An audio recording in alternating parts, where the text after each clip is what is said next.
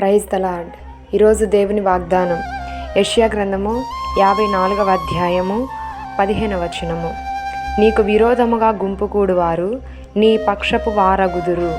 ఈరోజు పరిశుద్ధాత్మ దేవుడు మనతో మాట్లాడుతున్నటువంటి మాటలేమనగా, ఎవరైతే విరోధముగా ఉన్నారో, మనకంటూ శత్రువులుగా ఎవరైతే ఉన్నారో అట్టి వారు మనకి సమాధానం దేవుడు దయచేసి మనల్ని మిత్రులుగా చేస్తానని దేవుడు వాగ్దానం ఇస్తున్నారు. మన పక్షముగా మాట్లాడేవారుగా, మన పక్షముగా నిలబడేవారుగా చేస్తానని దేవుడు చెప్పుచున్నారు.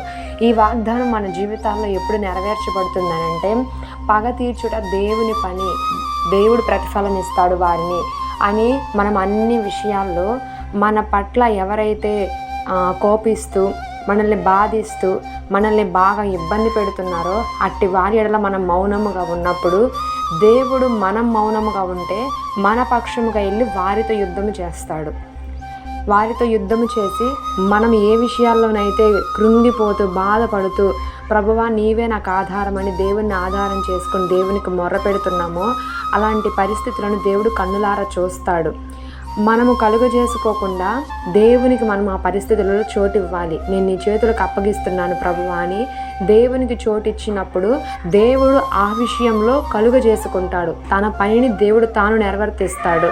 కాబట్టి మనం ఇన్వాల్వ్ అనేది మనం చేసుకొని, మనం బాధపడుతున్నామని మనము రియాక్ట్ అవుతూ మనము మాట్లాడుతున్నప్పుడు మరి దేవుడు ఏమీ చేయలేడు. కాబట్టి మనకు విరోధంగా ఎవరైతే ఉన్నారో అట్టి వారు వీలైతే మనము తగ్గించుకొని మనం సమాధాన పడాలి. మనం సమాధాన పడినప్పుడు ఎదుటి వారి యొక్క హృదయం మారకుండా అంతే కఠినంగా ఉన్నప్పుడు దేవునికి అప్పగించి నీ హృదయంలో సమాధానంతో దేవునికి ప్రార్థించినప్పుడు తప్పకుండా దేవుడు నీ పక్షముగా యుద్ధము చేసి వారితో మాట్లాడతారు. వారినే నీ స్నేహితులుగా దేవుడు చేస్తాడు. అలాంటి కృప ఈరోజు పరిశుద్ధాత్మ దేవుడు మనందరికీ కూడా దయచేయునుగాక. ఆమేన్.